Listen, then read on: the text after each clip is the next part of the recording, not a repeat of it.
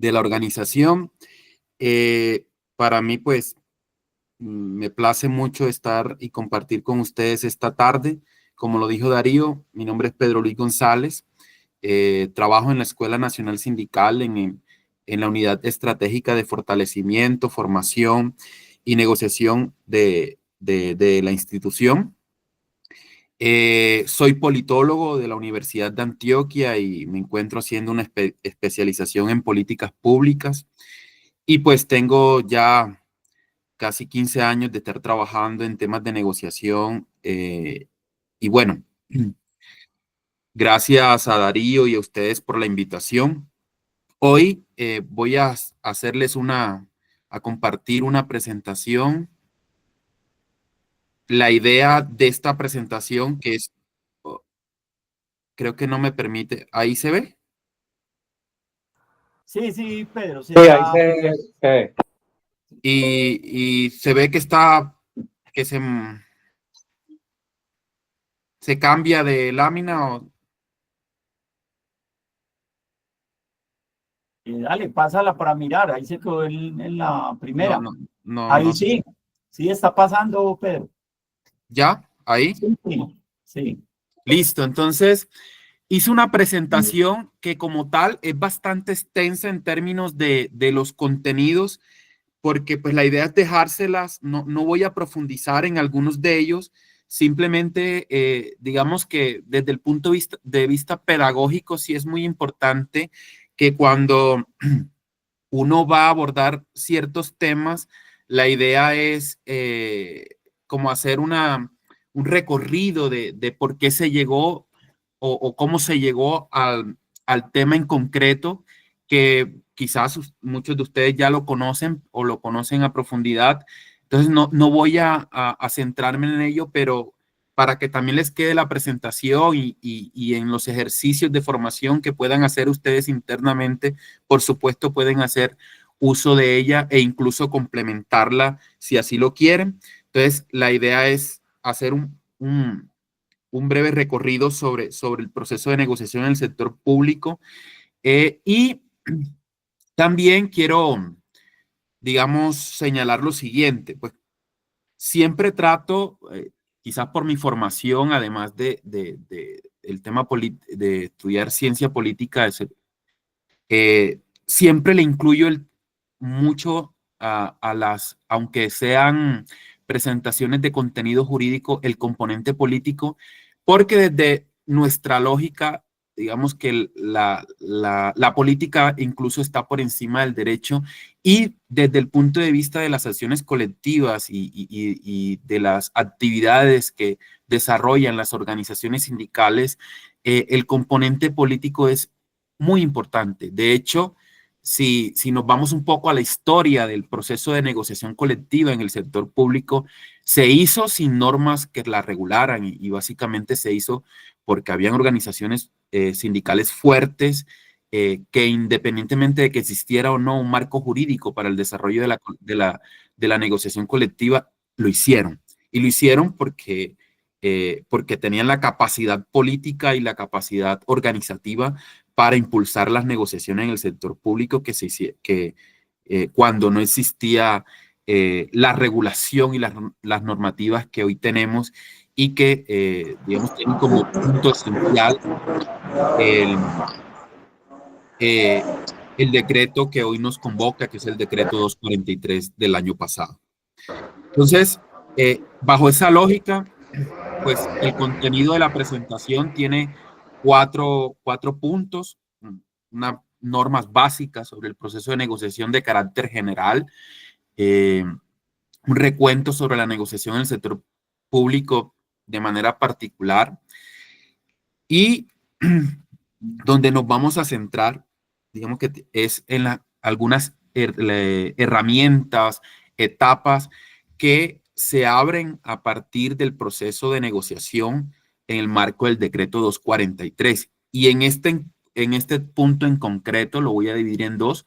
Digamos, la Escuela Nacional Sindical para los procesos de negociación siempre recomienda dividir como parte estratégica y técnica los procesos de negociación en 3 etapas. voy a hacer una presentación o ahí voy a concentrarme un poco sobre cuáles son esas etapas y lo que se puede hacer en cada una de esas etapas, dado que el decreto 243, aunque no, digamos, no divide la negociación en esa estructura, sí te permite hacerlo y creemos que estamos convencidos en la Escuela Nacional Sindical que si aplicamos algunas de esas herramientas, podemos tener un desarrollo de las negociaciones un poco más avanzado y quizás puedan ser un poco más exitosas o por lo menos más organizadas los procesos de negociación que como organizaciones sindicales ustedes puedan emprender. Y por último, podemos, ah, y ya como parte abierta, conversar un poco sobre las conclusiones, comentarios que ustedes puedan tener, dadas sus experiencias que ya hayan tenido de negociación anteriores y fundamentalmente en el marco del el decreto 243. Entonces, eso es más o menos lo que vamos a trabajar en esta hora y media y posteriormente pues un espacio para conversar. Si tienen alguna duda, comentario en el transcurso de la presentación, por favor, pues lo pueden hacer. Ahí pediría la colaboración de Darío porque no los puedo ver. Yo solo aquí veo la presentación, entonces ahí pediría la ayuda del compañero o la compañera que pueda alzar la voz y conversar.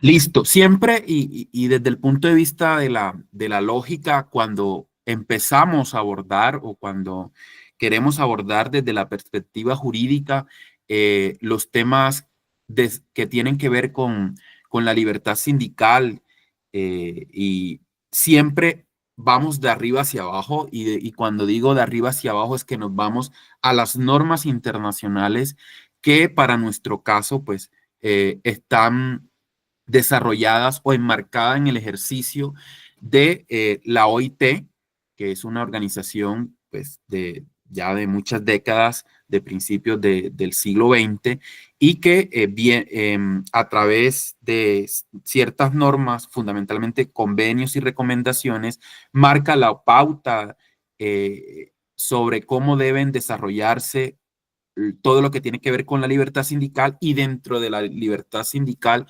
el proceso de negociación en concreto.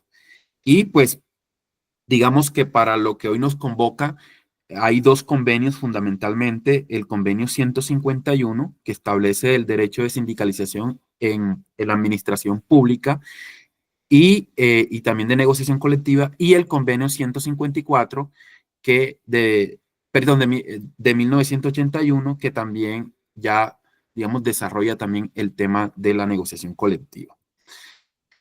Cuando ya bajamos un poco en la estructura jurídica y ya ahí nos referimos concretamente a la norma fundamental, y esto también es claro mencionarlo, lo menciono porque hace parte de ese valor político, social y económico que el movimiento obrero, en donde el movimiento obrero ha sido fundamental y tiene que ver con la construcción de lo que nosotros conocemos como Estado Social de Derecho y cómo el movimiento obrero ha contribuido no solamente al desarrollo de la institucionalidad en el marco del Estado Social de Derecho, sino que ha sido un protagonista de primer grado en la construcción misma de las instituciones que la componen.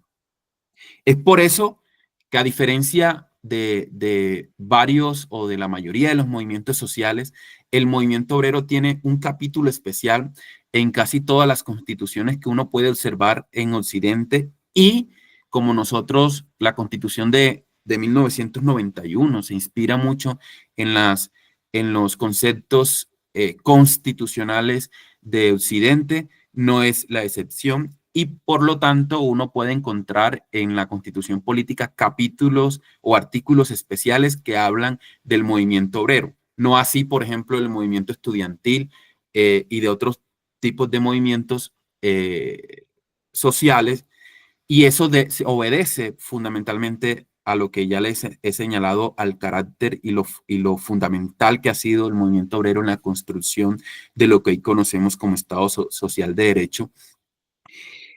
En ese sentido, pues, y en específico en el marco de la negociación, el artículo 55 de la Constitución Política garantiza el derecho de negociación colectiva y que tiene como objeto, pues, regular las relaciones laborales y demás.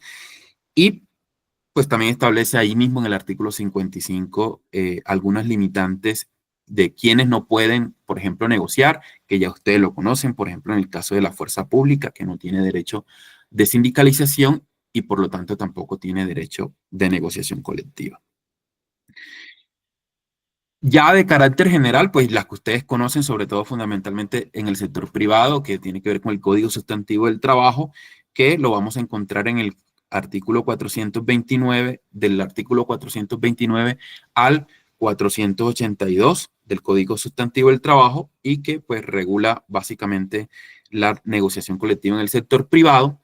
Y para el caso que nos compete a nosotros, pues es el decreto 243, que reemplaza al 160 de 2014. Y digamos que ahí terminaríamos como un recuento básico de las normas que regulan el derecho de negociación. No son las únicas, hay más, sobre todo en el sector público, que tienen, digamos que hay varios decretos fundamentalmente, bueno, no solamente en el tema de negociación colectiva, sino que hay otros decretos para temas de permisos sindicales. Y además, como ustedes bien conocen, pues en el sector público, pues tenemos la circunstancia de que todo está regulado y cada acuerdo implica pues sus respectivos actos administrativos que les dé para que tengan vida jurídica. Entonces, entrándonos al recuento digamos, de lo que significa la negociación colectiva en el sector público, aquí pues en esta parte vamos a ver algunos conceptos generales y a mencionar algunos elementos esenciales en particular. Entonces, digamos, desde el análisis que algunos juristas lo llaman, digamos, sí, jurídico, frente al tema, uno podría decir que en el derecho al trabajo, desde la perspectiva general, no se limita, digamos, puntualmente al sector público. Podemos decir que tiene dos formas de actuar. La heterotutela, que tiene que ver con, digamos, las disposiciones que en el marco del desarrollo de la institucionalidad y del Estado se constituyen para proteger o buscar proteger el ejercicio de la relación laboral y por lo tanto del trabajo en una relación que, como ustedes en muchas ocasiones podrán escuchar en cada conversación, de esta materia es desigual. Partimos de la base de que una relación laboral por definición es desigual en tanto hay un empleador que tiene mucho poder y un trabajador que desde el punto de vista individual tiene cierta desventaja en la construcción o en la interacción de esa relación. Y tiene un proceso también, se ve desde la perspectiva de la autotutela, que quiere decir que los trabajadores, desde el punto de vista organizativo, crean mecanismos de autoprotección frente a esa relación desigual, y es donde entra, y ahí entra el actuar de las organizaciones sindicales. Aquí en esta gráfica o mapa conceptual podemos tener un poco más, visualizar esto que les acabo de decir. Aquí tenemos el derecho al trabajo, los dos, digamos, formas de ver la protección del derecho al trabajo, digamos, las normas desde el punto de vista legislativo, las de carácter administrativo, las de carácter judicial, que tiene varias líneas también, que son, por ejemplo, el derecho laboral ordinario, pero también como nosotros, desde el punto de vista de las organizaciones sindicales, ejercemos derechos fundamentales, también tenemos mecanismos especiales de protección de derechos y uno de ellos, pues, es la tutela. Cuando hablamos de autotutela, pues estamos refiriéndonos ya al proceso propio de organización de los trabajadores y de las trabajadoras, cuyo, digamos, forma fundamental de expresarse son los sindicatos y las organizaciones sindicales, y donde pues tenemos el derecho de asociación, derecho de negociación y huelga, que son, digamos, los tres elementos que configuran el concepto de libertad sindical. No sé si hasta ahí vamos bien. ¿Alguna pregunta, un comentario? Listo.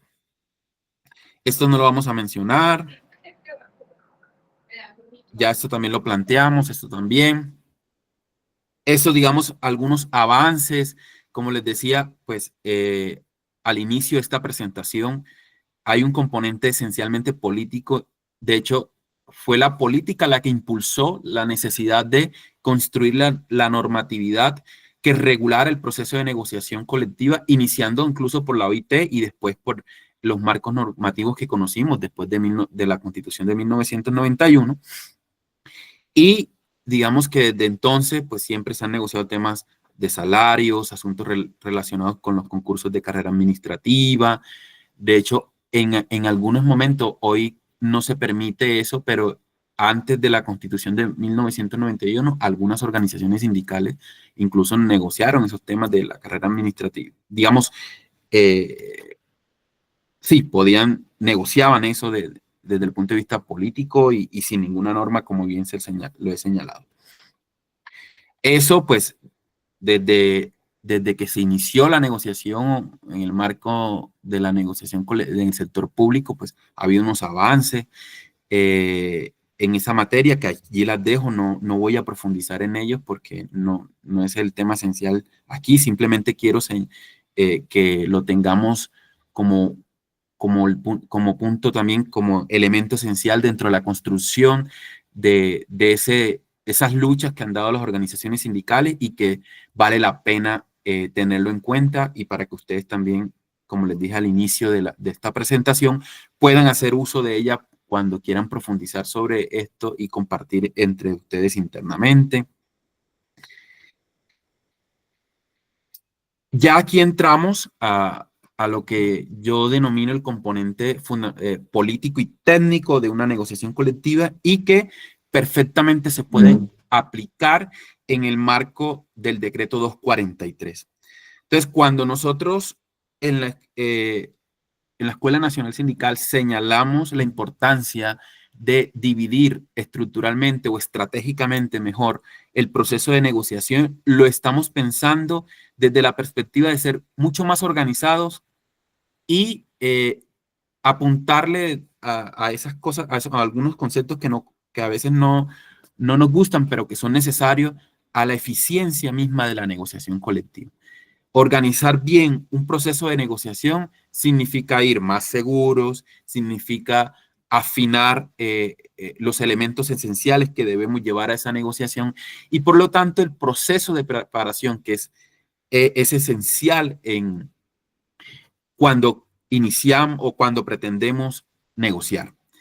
Siempre en la escuela tenemos un dicho y que conversamos mucho: una negociación empieza cuando termina la otra, porque la terminación de una negociación colectiva, cuando uno hace un proceso de análisis, te da insumos que son fundamentales o que pueden ser borradores o información esencial para construir la próxima negociación colectiva.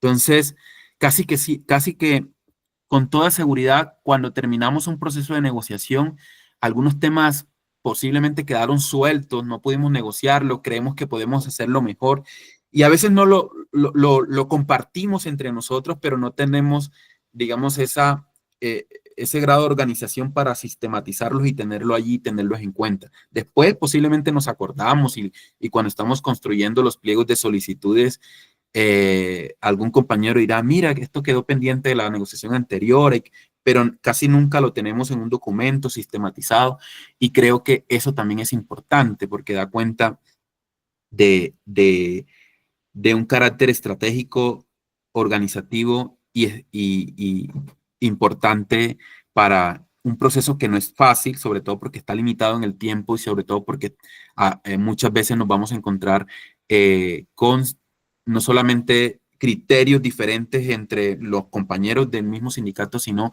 como lo manda el decreto 243, tenemos que construir equipos de negociación únicos, y eso significa que van a entrar dentro de los equipos negociadores otros compañeros de otras organizaciones, y eso significa también que tenemos que ir mucho más organizados para ser más eficientes o tener mayor grado de control, si se quiere, de la misma negociación.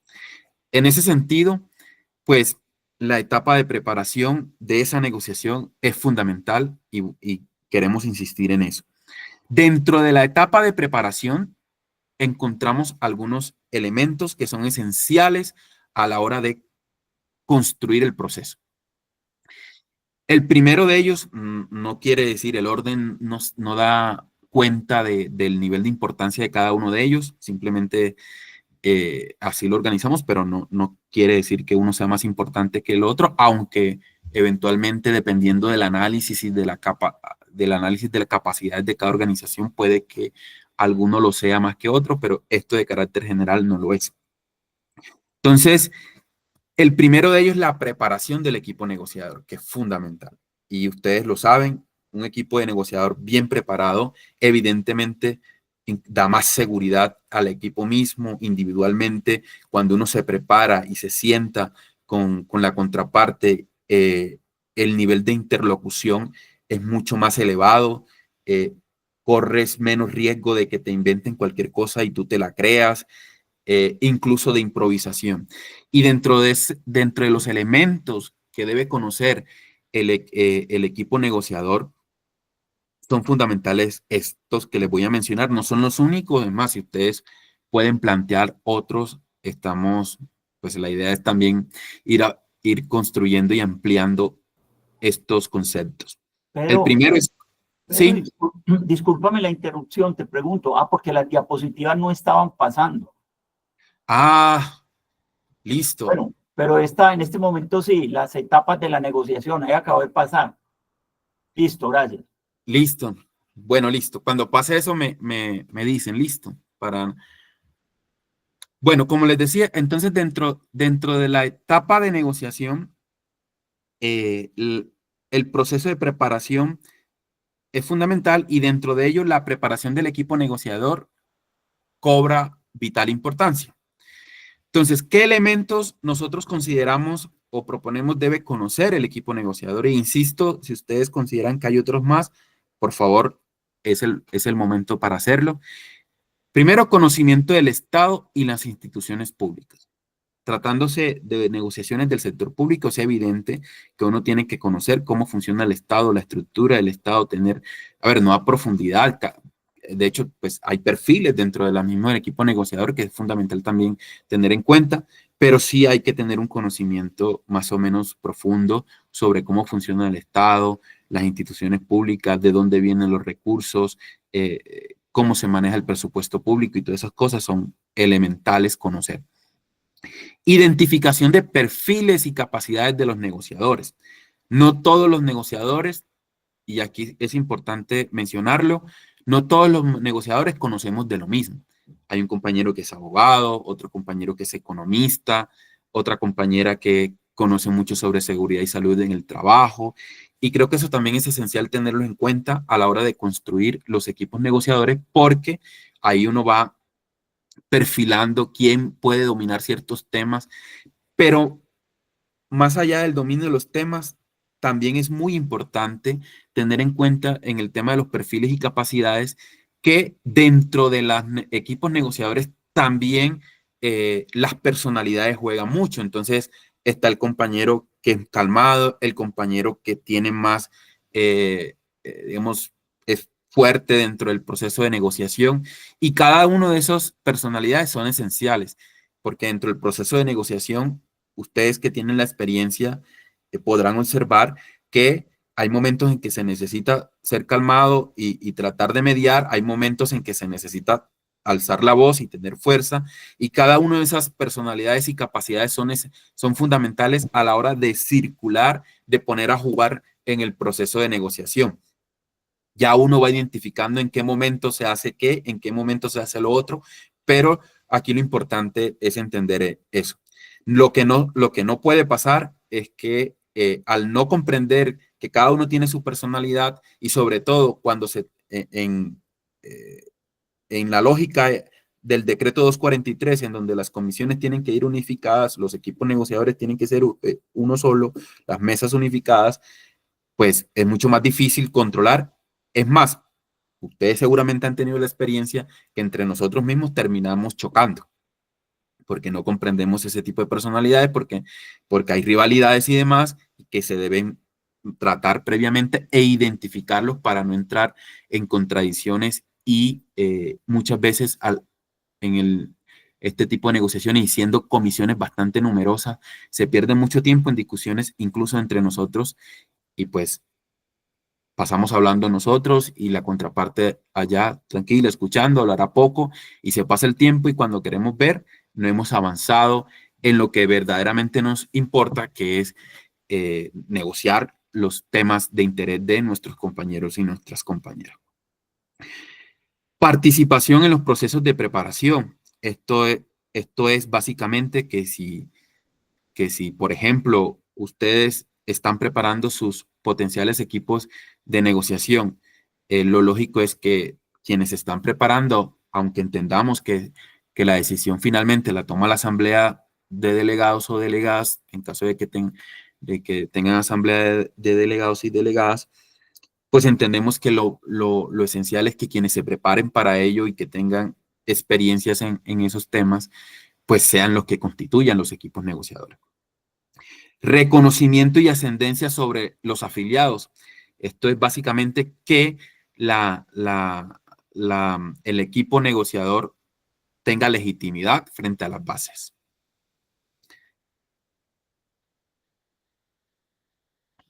¿Todo bien allí?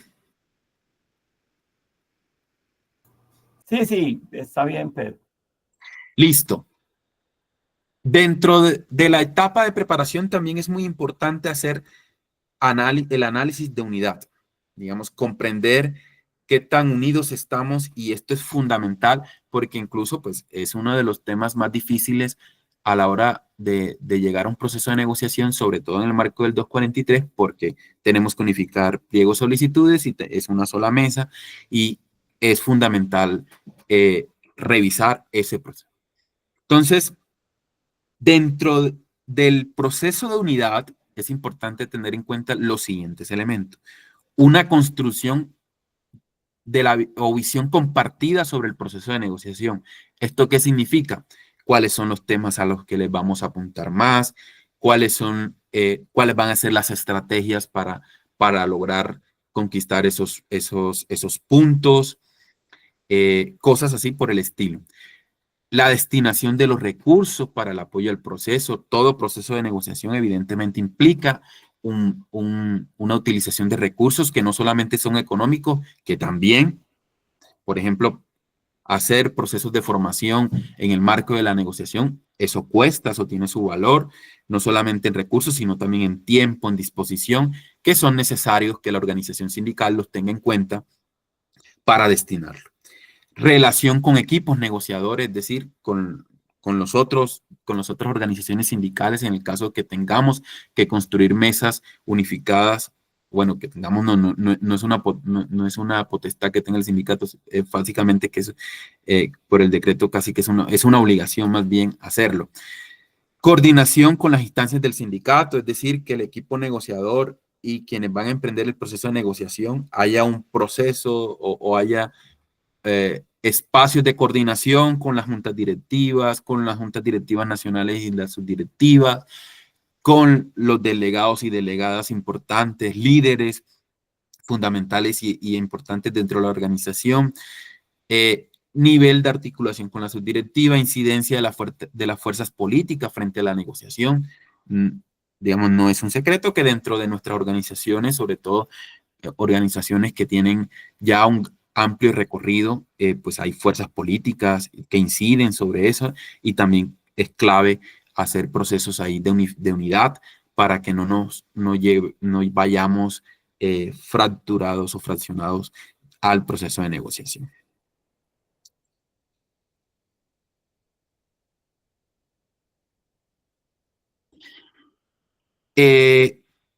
También es importante hacer un análisis de la relación con la contraparte, es decir, si existen, por ejemplo, espacios de prenegociación,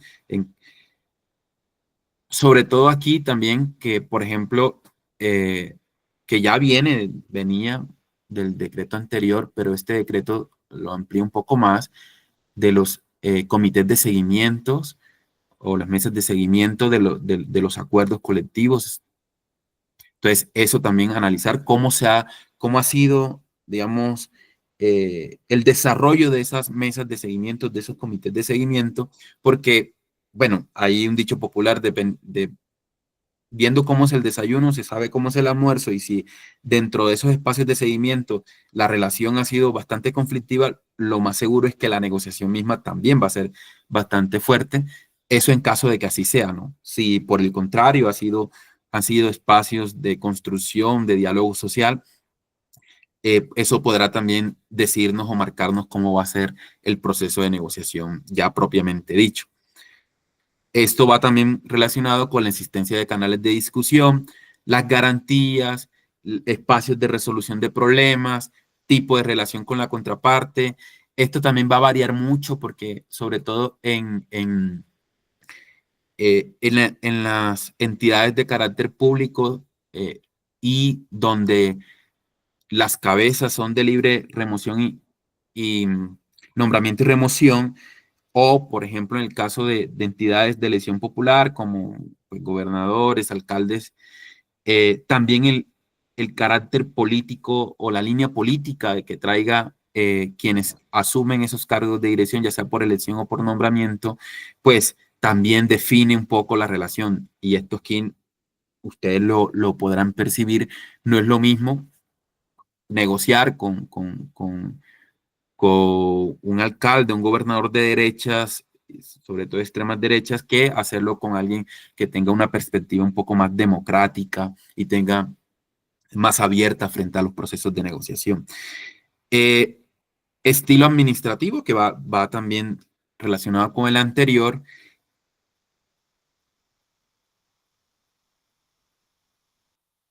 Ahí sí se está viendo que está pasando las diapositivas, ¿verdad? Sí, correcto. Listo. Dentro del análisis que se hace previo al proceso de negociación y en lo que tiene que ver con la etapa de preparación, la capacidad y poder también resulta ser fundamental. Y allí tenemos varios factores que son necesarios observar. El primero, la tasa de afiliación. Y esto también es fundamental en el marco del decreto 243 porque las organizaciones sindicales, dependiendo de su afiliación, así también va a ser, digamos, el papel que va a asumir dentro de las mesas unificadas y los pliegos unificados.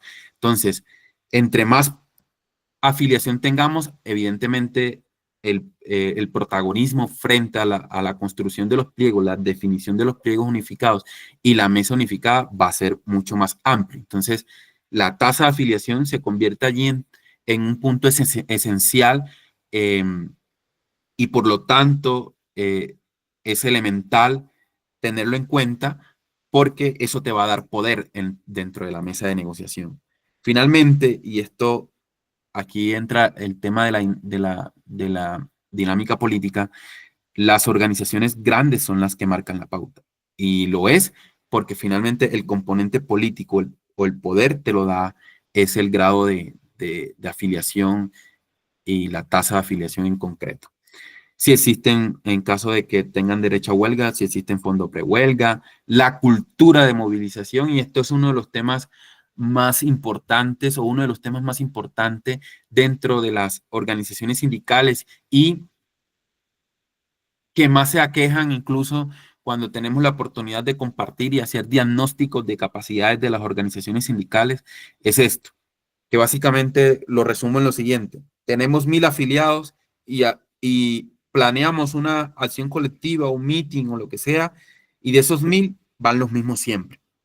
Digamos que hay una ausencia de cultura de movilización en nuestras organizaciones sindicales, de tal manera que las acciones colectivas terminan siendo acciones en las que solo participen los mismos de siempre. Y eso también es esencial tenerlo en cuenta porque cuando estamos negociando, la capacidad que tenemos para movilizar a nuestras bases también pueden ser esenciales a la hora de rodar la cerca o mostrar el poder o la capacidad que tenemos para llegar a buenos acuerdos colectivos. Grado de apropiación del acuerdo colectivo. Esto está muy relacionado con el tema de la cultura de movilización y básicamente es que muchas veces ni nuestros compañeros no conocen el acuerdo que está vigente y siempre nos están preguntando y creo que también es fundamental hacer pedagogía para que los compañeros y compañeras se apropien de nuestros acuerdos. Nivel de entendimiento del proceso de negociación por parte de los afiliados. Esto también es clave y lo voy a resumir en lo siguiente y me disculpan si soy muy coloquial en el ejemplo. Resulta que en la negociación de carácter de ámbito nacional que pasó anteriormente, los compañeros que presentaron en el pliego de solicitudes un aumento IPC más 5. Generalmente, los compañeros, sobre todo los nuevos que no saben cómo es el proceso de negociación, y el ser humano tiene una particularidad y es que nos gusta soñar mucho y tener aspiraciones muchas veces sobre hechos no concretos. Entonces, le decimos al compañero que el aumento va a ser de IPC más 5 y comienza y se va para la casa, se tira a la cama y comienza con la esposa o el esposo, en caso, a imaginarse qué va a hacer con ese IPC más 5 puntos. Y desconoce que esto es un proceso de negociación en donde simplemente es una propuesta inicial, pero que va a ser, que se tiene que negociar y no va a ser IPC más 5, va a ser menos. Y ahí es donde a veces sucede que entonces no pasó eso, entonces el sindicato no funciona, el sindicato no sirve y quedan descontentos. Entonces también es fundamental hacer pedagogía sobre qué significa un proceso de negociación. Probablemente las directivas, los directivos tienen muy claro eso, pero a veces en las bases hay desconocimiento sobre ello y creo que eso también es clave, hacer pedagogía sobre el tema porque después eso se te devuelve y casi siempre hay o puede haber más bien inconformidades de algunos compañeros y compañeras. ¿Preguntas, comentarios hasta ahí? ¿Todo bien?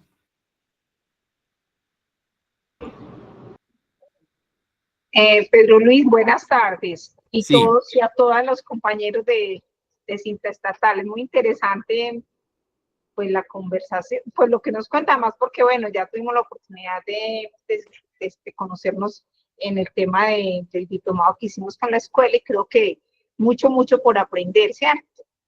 Pero hay una cosa que es cierta y es si la escuela viene trabajando de pronto en estrategias que nos puedan ayudar con ese tema o si tiene estudios y datos que nos puedan aportar a mirar cómo enfrentamos o cómo impacta ese fenómeno del poco compromiso de nuestros asociados, y eso es una realidad. O sea, casi que inclusive al interior de las mismas directivas, porque casi siempre se cree que la responsabilidad es de algunos.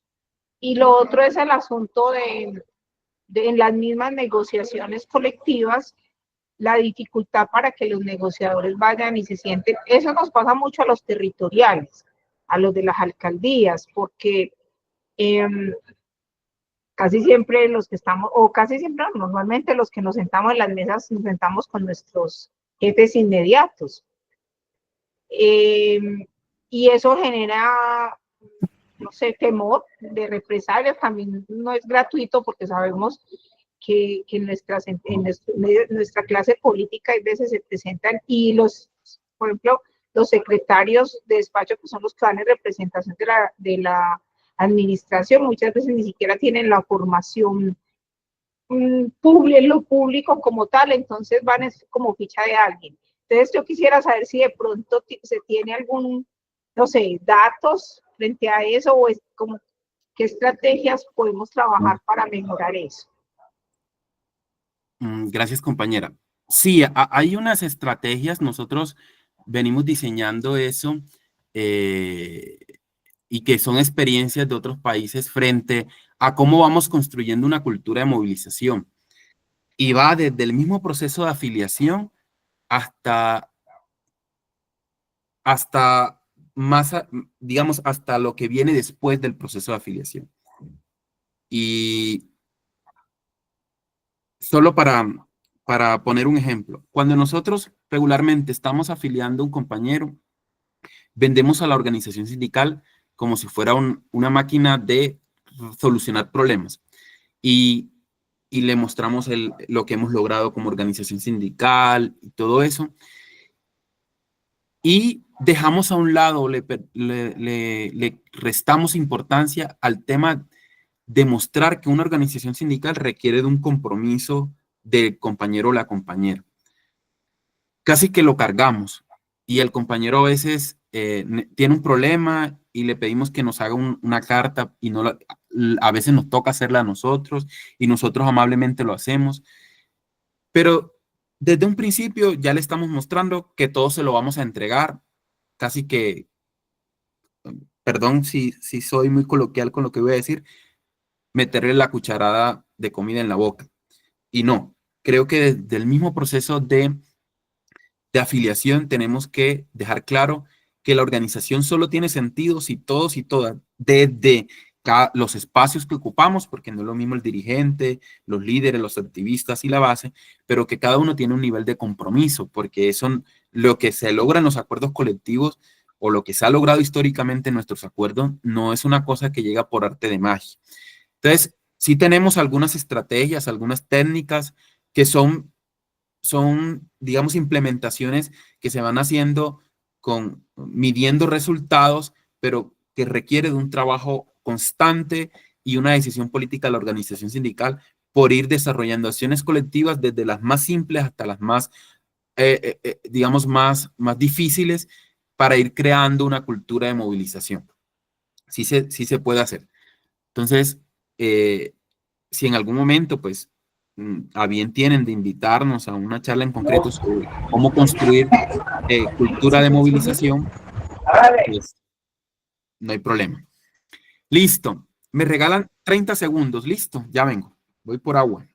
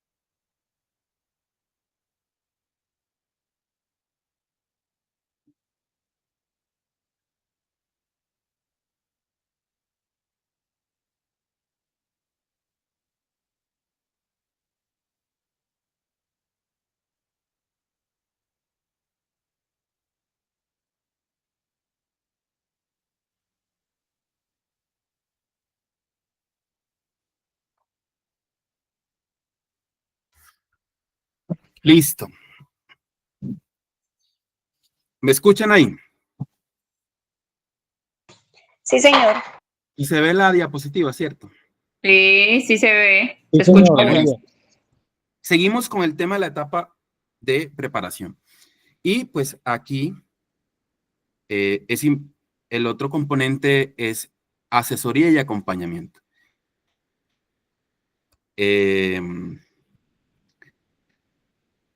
Y dentro de ellos tenemos la designación de asesores, que de acuerdo al decreto 243, cada uno tiene derecho a máximo 2 asesores. También el caso de relacionamiento con organizaciones de segundo y tercer grado, y esto fundamentalmente con las negociaciones de carácter en el ámbito singular, que podemos, por ejemplo, tener asesores de federaciones y las confederaciones, entonces también es importante hacerlo. Acompañamiento de entidades especializadas durante el proceso de preparación y desarrollo de la negociación. Esto es instituciones, por ejemplo, como la Escuela Nacional Sindical, que eventualmente también podría contribuir al proceso de preparación de la negociación, incidencia del equipo jurídico y los asesores jurídicos dentro del proceso de negociación y las relaciones con federaciones de carácter internacional. Aquí simplemente de carácter general, muy importante, sobre todo en las negociaciones de carácter singular, en el caso de ustedes, pues que ya tienen una experiencia, digamos que no se podría evidenciar esto de manera clara, pero sobre todo en sindicatos muy pequeños o que se están constituyendo pocos sindicatos. De hecho, ayer y a manera estábamos revisando en la escuela nuestro sistema de información que en el año 2023, o sea, hace 2 años, se crearon 321 sindicatos en Colombia. Casi un sindicato por día. Una barbaridad. Entonces, se crean sindicatos a cada rato en entidades pequeñas y demás. Y ahí el asesor cobra mucha importancia porque a veces los sindicatos no tienen la experiencia de negociación. Y quienes dirigen la parada o que mandan la parada en los procesos de negociación terminan siendo los asesores y dependiendo digamos, del componente ético y la preparación que tenga ese asesor o esos asesores, también va a tener incidencia o va a influir mucho sobre el resultado final de la negociación. Relación con otras organizaciones sindicales y sobre todo esto cobra mucho mayor relevancia en el marco del decreto 243 porque como lo hemos sostenido, pues nos obliga a presentar pliegos de solicitudes unificados y a tener mesas únicas.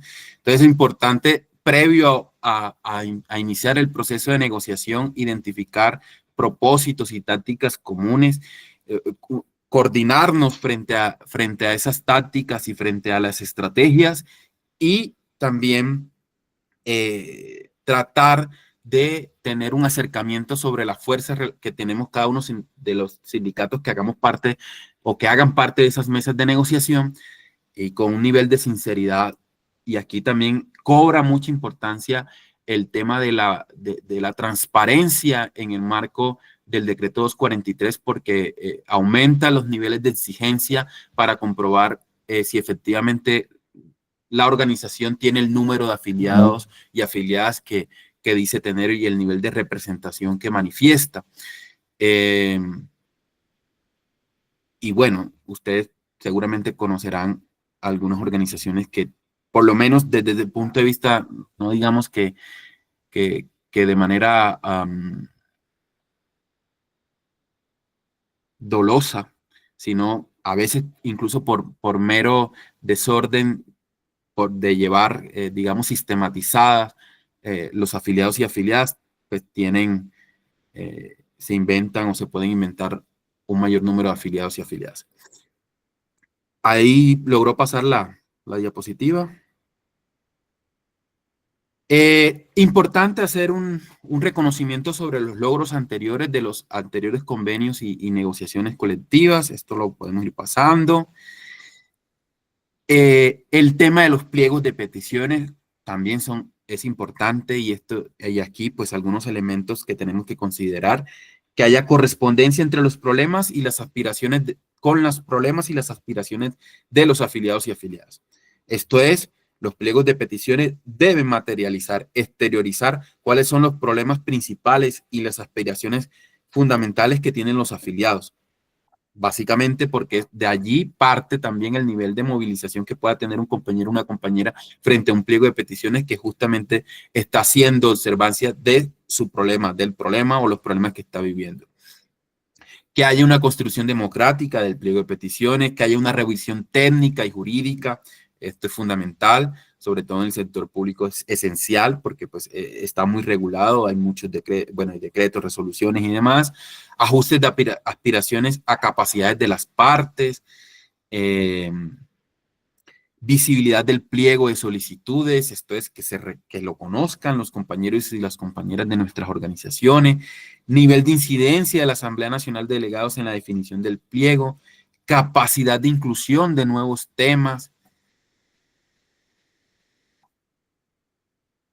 También, y como ya la última parte del proceso de preparación, es importante tener los siguientes insumos.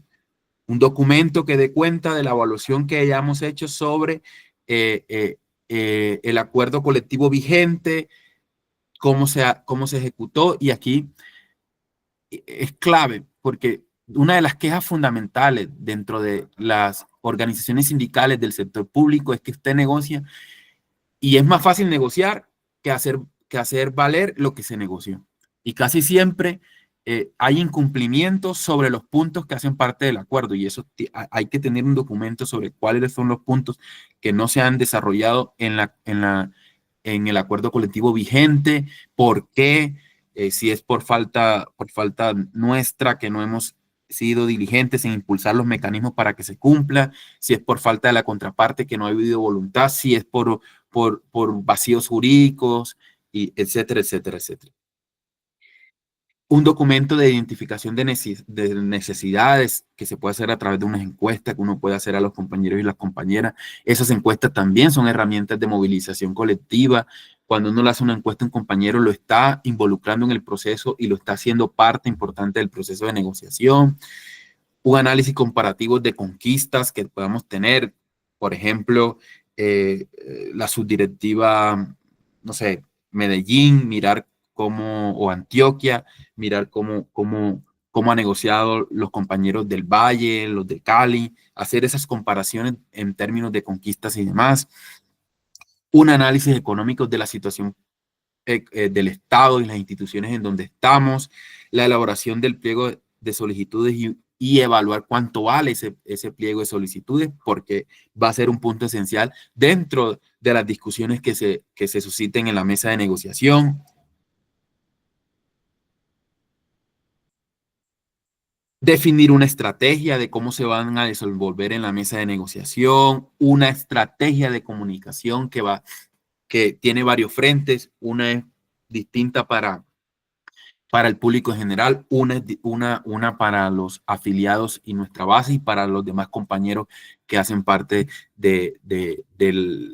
bueno, ya va a depender del ámbito, pero si es una entidad, de la entidad, si es territorial, de la entidad territorial en donde estamos, si es de carácter de ámbito sectorial, del sector o de carácter nacional, pues tener una estrategia de comunicación resulta muy, muy importante. Esto lo podemos pasar. Algunas pautas que ya ustedes pueden conocer frente a ya la etapa propia de negociación, respeto mutuo y que haya una relación institucional, tratar de no personalizar el proceso de negociación y tratar que si se hace, no sea con nuestros propios compañeros, con las que podemos tener diferencias. Yo sé que a veces no resulta ser fácil encontrarse dentro de una misma mesa con compañeros de sindicatos que en determinados momentos nos podemos mirar como competencias y demás, pero hay que hacer el intento, hacer un uso adecuado de la información que tenemos, superar adecuadamente los puntos muertos, donde sabemos que va a ser difícil llegar a un acuerdo, entonces a veces uno suspende eso y comienza otros para ver si en la dinámica de la negociación de los otros puntos podamos otra vez volver y tener más éxito en ese sentido, evaluar permanentemente después de cada reunión y previo a cada reunión evaluar qué estrategia vamos a implementar en cada espacio, y la utilización de medios de presión que necesariamente están ligadas a acciones colectivas. Posteriormente, pues ya se firma el convenio y es muy importante dentro de la firma del convenio, el acuerdo colectivo, hacer una evaluación de cómo nos fue, porque eso va a ser un insumo esencial para la próxima negociación, sobre todo porque ustedes lo saben perfectamente, que esto se negocia muy rápido. Uno cree que 2 años es mucho tiempo, pero cuando uno se ve ya tiene la próxima negociación encima. ¿Todo bien hasta allí? Sí, sí, Pedro, dale. Sí, todo bien. Listo, ahora sí entramos y si tienen alguna pregunta, comentario, por favor. Buenas tardes a todos compañeros, maestro Pedro Luis, Darío, toda la Junta Directiva Nacional y demás miembros de las subdirectivas interestatales. Desde Quibdó Chocó, subdirectiva Quibdó interestatales, le habla Gilson Cetre, presidente de la subdirectiva. En la subdirectiva hemos tenido con la administración, con el gobierno municipal, unos acercamientos en los que en unos espacios, podemos llamarlos de preacuerdo, hemos visto que estratégicamente a conveniencia de nuestra organización sindical, Sindicatal Quibdó, y por otra parte también a conveniencia del mismo gobierno municipal, hemos convenido que puede resultar más beneficioso negociar de manera individual con cada uno de los sindicatos por diferentes circunstancias. La pregunta es, si esas condiciones se dan, es decir, si el gobierno municipal desea negociar con otros de manera individual y nosotros nos conviene hacerlo así, ¿es posible hacerlo? ¿No habría ningún inconveniente? Gracias.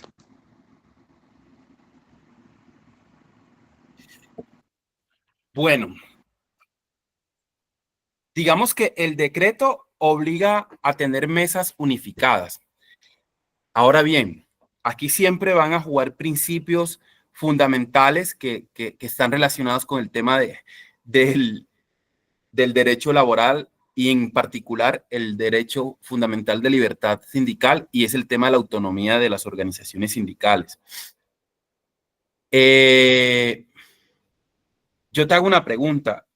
Digamos, ¿hay espacios previos de prenegociación donde individualmente cada organización se sienta con la administración y firman acuerdos colectivos diferenciados, o en esos espacios previos de prenegociación cada organización con la administración negocia algunos puntos y después los unifica? Bueno, en Quibdó, nuestra subdirectiva, es la primera experiencia que vamos a tener bajo el 243. La administración o el gobierno municipal hasta ahora no ha hecho con nosotros y otros sindicatos una negociación de manera unificada. Pero ¿qué sucede? La organización nuestra, o la que yo estoy liderando Sometico, por decir, llamarlo así, es la de más carácter, la que más preocupa a la administración, a pesar de que no es la de mayor número de afiliados. Entonces, en una mesa de negociación no tendríamos como esta representatividad. Adicionalmente, otros grupos sindicales, pues son más bien como afines a ellos y no tendrían como, visualizamos que no tendrían como ese carácter para exigir ciertas cosas. La administración ya con nosotros ha cedido en algunas peticiones que en su momento había argumentos para hacerlo, pero que hoy en día no los tienen o se prohíben y no quieren ceder frente a otras organizaciones en el mismo aspecto. No sé si me hice entender, pero hay muchas situaciones en las que en un diálogo franco consideramos que tanto para ellos como para nosotros era más beneficioso hacerlo de manera individual. Entonces, de allí viene la pregunta. Pero a Bueno, ver, mira, no, mire, evidente, bueno, aquí pues desde el punto de vista jurídico, y esto contempla también un tema político y estratégico, ¿verdad? Desde el punto de vista de jurídico, a partir del decreto 243, no se podría eventualmente hacerlo así como tú lo estás planteando en términos de que cada sindicato negocie por aparte su propio acuerdo. Debe haber un acuerdo único. Lo que sí pienso que se puede hacer, porque no, digamos, no lo evitaría, digamos, podría ser parte de la estrategia y que también deberían definir ustedes internamente, es que si la administración lo permite y los demás sindicatos están de acuerdo que individualmente en los espacios de prenegociación puedan definir cada uno sus puntos y después llevarlos unificados, está bien. Pero lo cierto es que amparados en el decreto 243 tiene que haber una mesa única, un pliego único y eventualmente un solo acuerdo colectivo. Insisto, otra cosa es que poniéndose de acuerdo, la administración la acepta, las otras organizaciones sindicales están de acuerdo y ustedes como estrategia así lo plantean y lo definen, que en los espacios previos que ya tienen de prenegociación puedan cada uno negociar puntos concretos como organización, eso, digamos, no tendría ninguna limitación. El hecho es que sí, al final, el proceso de negociación tiene que dar cuenta de un solo acuerdo colectivo. No sé si fui preciso ahí. sí, entendí perfectamente. Es solo que el gobierno municipal hasta la fecha pues no nos ha exigido eso. No lo ha Ah, exigido y ya están pues. porque ustedes entrarían a negociar ¿cuándo? Estamos próximos a establecer mesas en los próximos días, Ah, bueno, pero pero no nos ha posiblemente exigido para nada sí lo la... exija. Sí, posiblemente sí lo exija, entonces también tienen que estar preparados para eso. Listo, Ok. listo. Esto lo voy a pasar de manera rápida. Como les dije al inicio, la idea era dejarle como más o menos un recuento claro del 243 en cuanto al objeto, algunos conceptos que el mismo decreto define, que no vamos a ahondar, pero la idea es que le quede la presentación para pedagógicamente que ustedes puedan hacer el ejercicio después internamente. El campo de aplicación, básicamente para todos los servidores públicos, eh,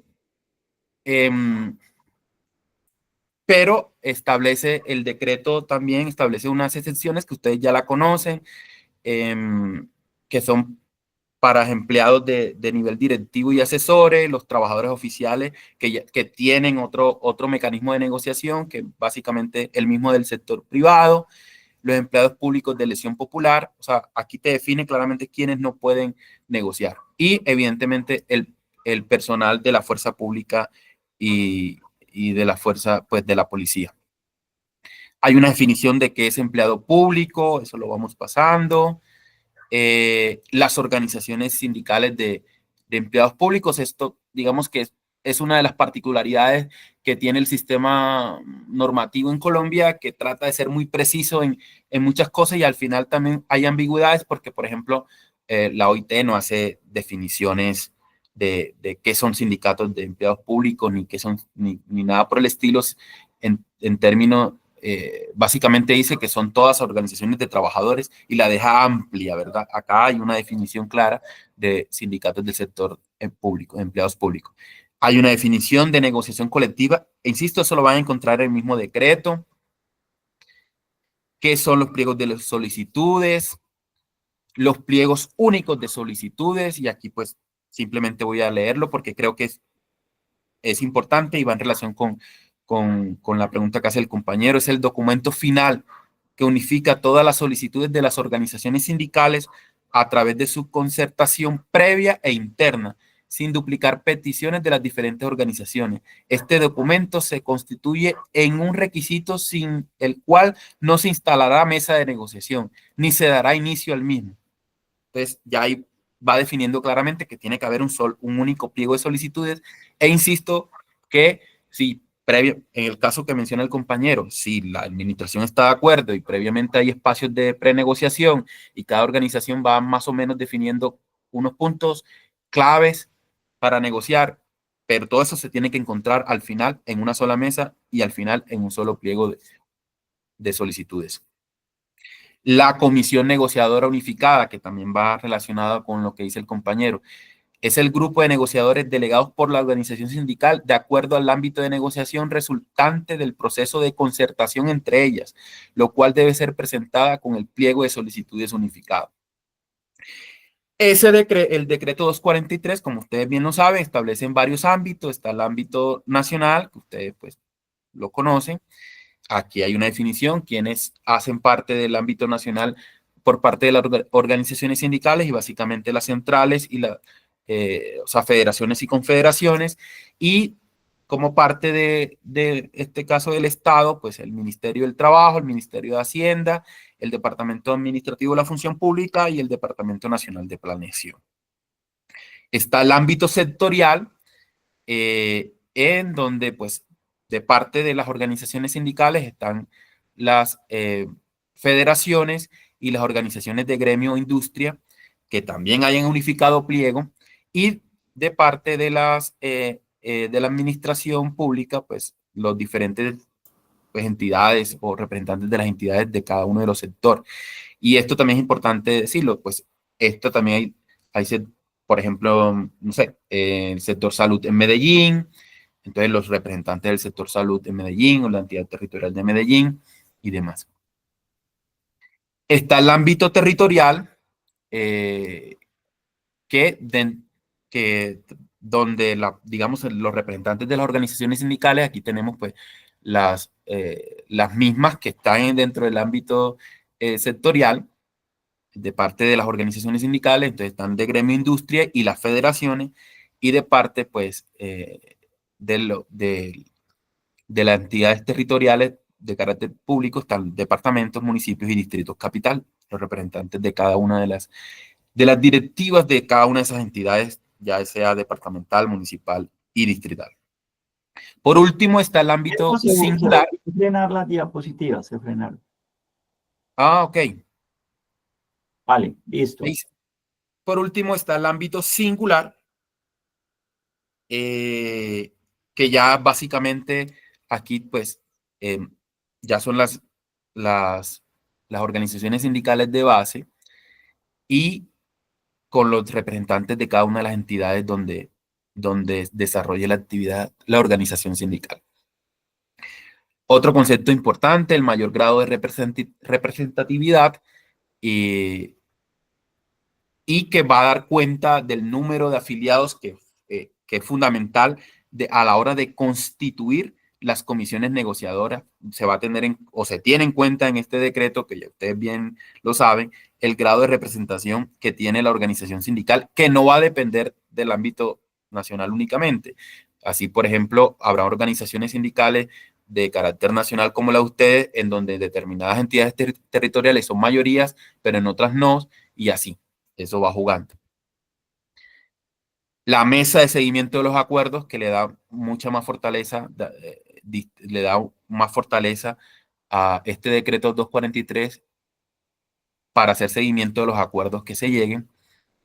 Aquí se establecen unos criterios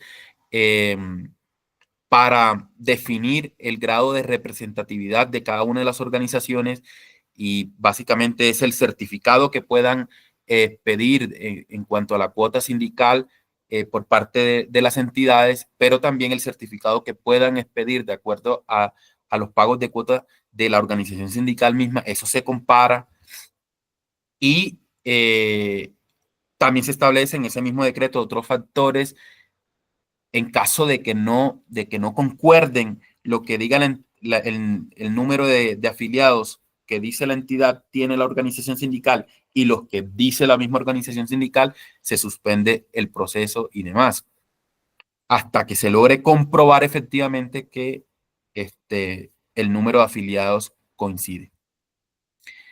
Se establecen, digamos, que son las mismas, las cosas que son materia de negociación o los temas que son materias de negociación, que ustedes ya lo conocen, las condiciones de empleo y el tema de salarios y prestaciones, que aquí digamos, se realizó, habían dudas, porque el decreto de manera yo digo que equivocada, planteó de que los temas de salariales y prestacionales eran exclusivamente del ámbito nacional.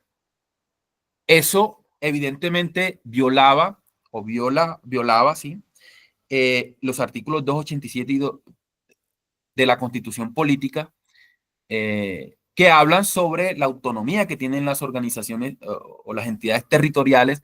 Estamos hablando de municipios, departamentos y distritos para el tema presupuestal. Entonces, posterior a eso, hubo una circular o una directriz en donde se precisaba que también las entidades territoriales en las entidades territoriales se pueden negociar temas salariales y prestacionales. Ahí se ve que es la circular 036 de 2024. Listo. Materias que no son objeto de negociación, la estructura del Estado, eso no se puede presentar en los pliegos de solicitudes, las competencias de dirección, administración y fiscalización del Estado, el mérito como esencia y fundamento de la carrera, la atribución disciplinaria de las autoridades públicas, la potestad de la autoridad pública en la relación legal y reglamentaria y el tema de pensiones. Si bien esto, digamos, el decreto establece que eso no se puede negociar, estos temas no se pueden negociar, lo cierto es que en algunas materias específicas de cada uno de esos temas, los sindicatos pueden hacer propuestas, pero además, por ejemplo, le coloco un ejemplo, en el tema de atribución disciplinaria de las autoridades públicas. Muchos compañeros, no por, digamos, por temas de corrupción, dentro de la administración pública pueden cometer errores. Entonces, uno podría negociar dentro de los puntos de los pliegos de solicitudes procesos de capacitación para que los compañeros conozcan los temas disciplinarios de su y las reglas que regulan los temas de su competencia para así pues conocer y en lo posible no cometer ciertos errores que, insisto, a veces no son por deseo del compañero o la compañera, simplemente que como seres humanos estamos sujetos a cometer errores por desconocimiento y demás. Esto lo podemos pasar, esto también. Lo que les decía, se obligan a presentar pliegos unificados antes del, digamos, el primer trimestre de cada año. Se volvieron a frenar las diapositivas, Pedro. Aquí. Listo, bien. A presentar pliegos unificados hasta el 31 de marzo. Se establecen que una vez presentados esos pliegos unificados, se debe instalar 5 días la mesa de negociación. Se establece el tema de la negociación multinivel y cada ámbito de negociación. Entonces están los que ya mencionamos, el ámbito singular, el ámbito nacional, los ámbitos territoriales y regionales. Pedro, ¿te puedes devolver por favor a la diapositiva anterior, a la anterior, a la otra, no, a la otra? Esta.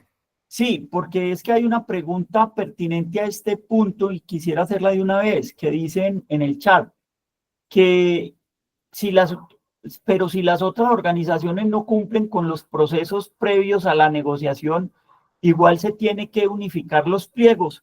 Esa pregunta tiene que ver con esto, entonces es bueno que te refieras a ello. Claro, listo. Entonces, mire, sí.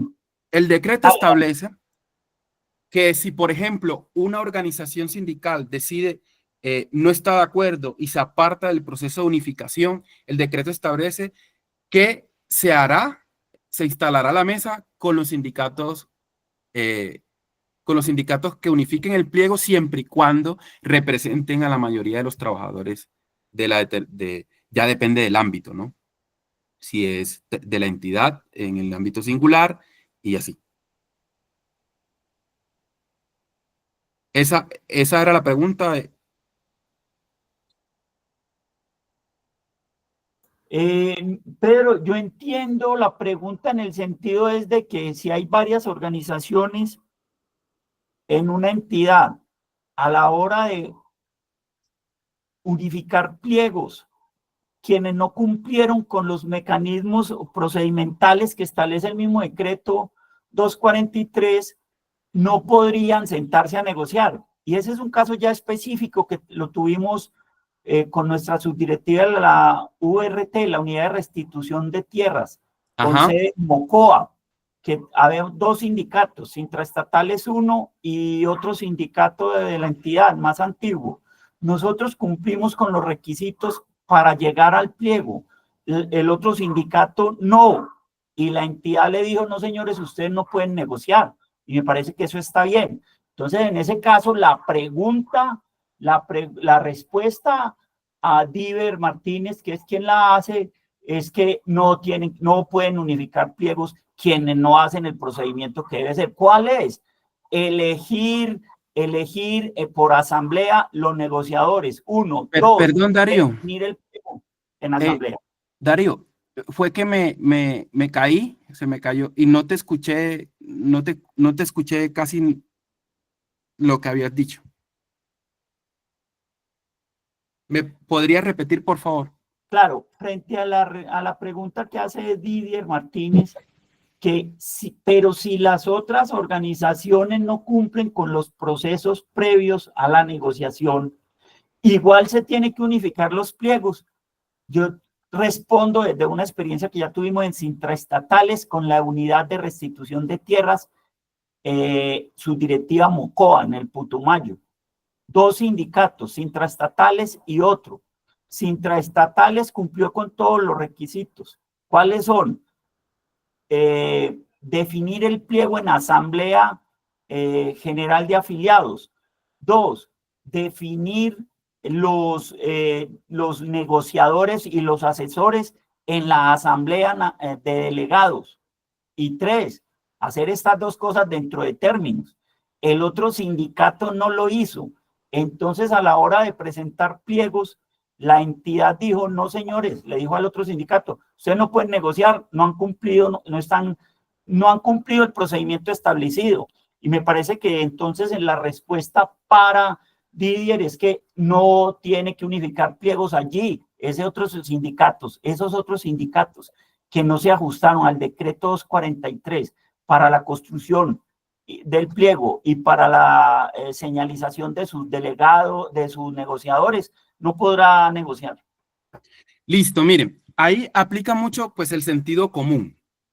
Digamos, ninguna norma es perfecta en términos de regular todos los aspectos que se puedan presentar en la dinámica propia de la vida y en este caso en la dinámica propia de una negociación y en la dinámica propia de las organizaciones sindicales, ¿verdad? Y pues aplica el sentido común. A mí una organización sindical que yo cumpliendo todos los parámetros que me exige el decreto, no me puede pues limitar mi negociación siendo que yo los cumplí. Entonces, no debería parar el proceso de negociación. Evidentemente, también aquí va a haber muchas tutelas, por ejemplo, en caso de que se excluyan organizaciones sindicales que no cuentan con el cumplimiento de los requisitos, seguramente han puesto tutelas, algunas se ganan, unas se pierden, y alguna de esto tendrá que ir será la Corte Constitucional la que defina a través de sentencias finalmente cuál va a ser el criterio en determinados casos donde esos vacíos y esas aparentes contradicciones se den, ¿verdad? Pero en el caso que tú mencionas, pues evidentemente, pues el sentido común, que también tiene que ver con el tema del derecho, pues no me puede limitar a mí una negociación, una organización sindical que no ha cumplido con los requisitos que le exigen la norma. Aquí pues hay una tabla que puede ser útil a la hora de revisar digamos, cómo se compone los equipos negociadores. Y por ejemplo, para que lo tengamos en cuenta, en el ámbito nacional son 40 negociadores. Eso cambió sustancialmente el número de representantes de las comisiones negociadoras de los sindicatos. Yo conocí mesas en donde habían, por ejemplo, en Bogotá, donde habían más de 100 negociadores. Yo no sé, pero es imposible tener una negociación más o menos tranquila o seria cuando hay tanta gente y no nos... Es más, 40 en sí ya es difícil. Imagínense 100, más de 100, eso es casi que imposible ponerse de acuerdo y casi siempre pasaba de que duraban casi toda la etapa de negociación y al último día era que trataban de llegar a los acuerdos y a pocos acuerdos frente a la negociación misma. Entonces, el mismo decreto establece unos criterios de representatividad y entonces que un negociador por cada 10.000 afiliados, dependiendo, este en el caso de las confederaciones y para las federaciones, un negociador por cada 5.000. Aquí importante señalar esto. En caso de que en determinada entidad territorial o ninguna federación cumpla con el número de 5.000 afiliados, por ejemplo, pues lo que uno recomienda es que traten de que la comisión esté conformada de manera proporcional y el hecho es que no se puede parar porque toda organización tiene derecho a la negociación y no se podrá parar la negociación o no podrá dejar de negociar simplemente porque no tiene el número mínimo para tener representación. En el caso sectorial, pues 25 negociadores máximo y también establece por cada uno, digamos, cuánto tiene de acuerdo al número de afiliados y afiliadas en el marco territorial también y en el ámbito singular igualmente. Bueno, algunos elementos importantes a tener en cuenta dentro del proceso de negociación, digamos ya como manera final. En el mismo decreto se establecen los términos y las etapas de la negociación, los tiempos en donde se deberán presentar y en los tiempos en donde se deben iniciar los procesos de negociación y también establecen los elementos que deben componer las actas que den cuenta de los acuerdos.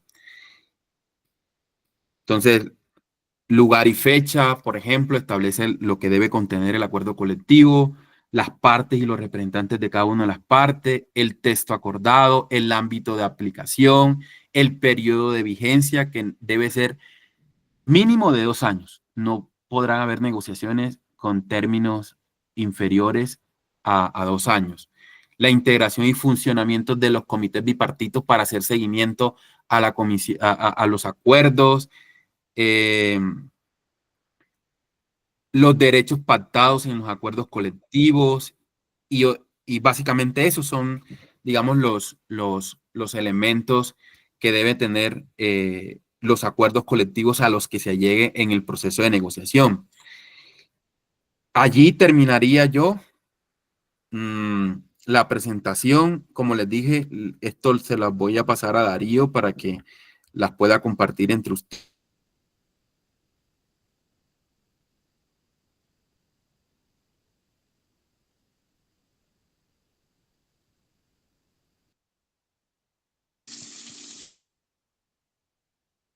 Para que la puedan compartir y bueno, quedo abierto a comentarios. Sí, Pedro, muchas gracias. Mira, te voy a leer unas preguntitas que hay acá, pero individualmente, porfa, para que vayamos como respondiendo. Espérate. Pedro, ¿me escuchas bien? Sí, sí, sí. Sí, bueno, mira, dice esta pregunta, ¿qué elementos son claves para la redacción final de los puntos que se concerten en cada entidad? Listo, miren, yo ahí siempre trato de recomendar cosas como la siguiente. Tenemos que tener un poco de sentido de realidad y eso va a depender también, digamos, de la capacidad del sindicato, de la organización en determinadas entidades, en determinada entidad territorial y demás.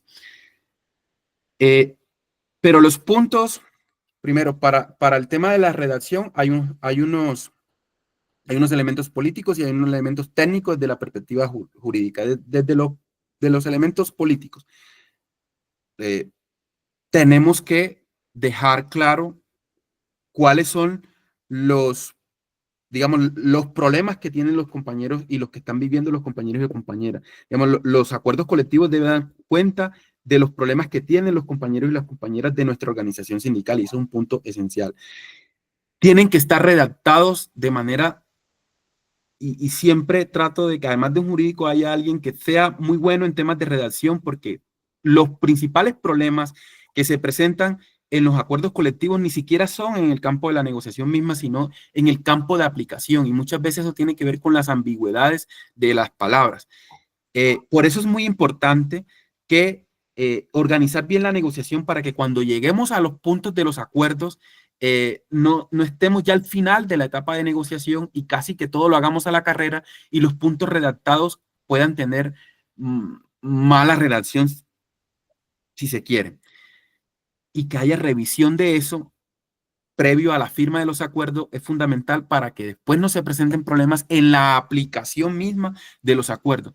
Nosotros en la escuela, digamos, no tenemos unas estadísticas precisas, pero yo sé, y ustedes lo saben, que gran parte de lo que se conviene o parte de lo que se conviene no se logra materializar desde el punto de vista de que se, digamos, de que se aplique, justamente porque esos vacíos normativos, justamente porque hay ambigüedades, y entonces en las ambigüedades una coma, una palabra, un parágrafo que contradijo a lo que se dijo inicialmente.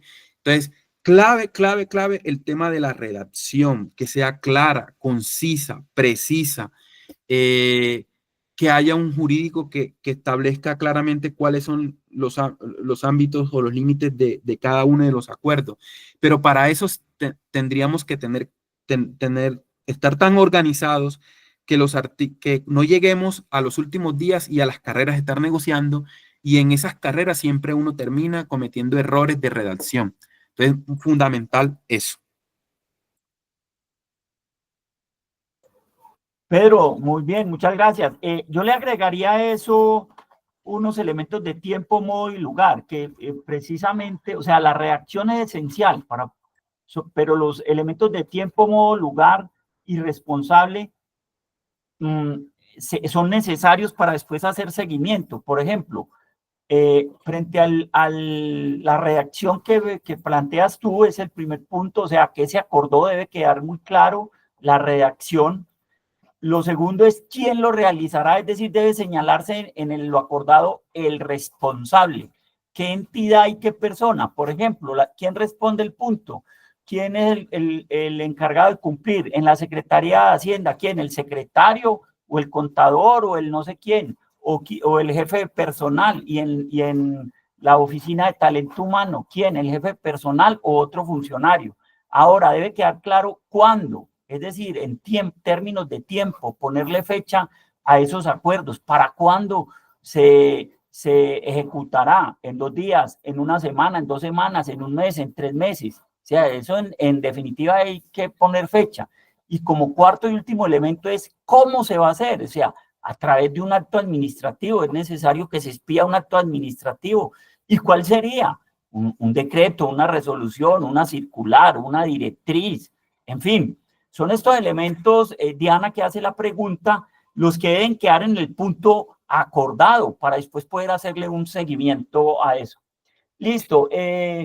Pedro, sí, yo simplemente agregaría, Darío, a lo que tú planteas, que incluso eso debemos tenerlo claro en el pliego de solicitudes, para que después no empiece. Bueno, obviamente en el proceso de negociación podrá haber algún cruce y puedas acordar otras cosas, pero tener eso claro en el pliego de solicitudes, porque eso también quita mucho tiempo, ¿verdad? Establecer quiénes son los responsables por cada una de las entidades.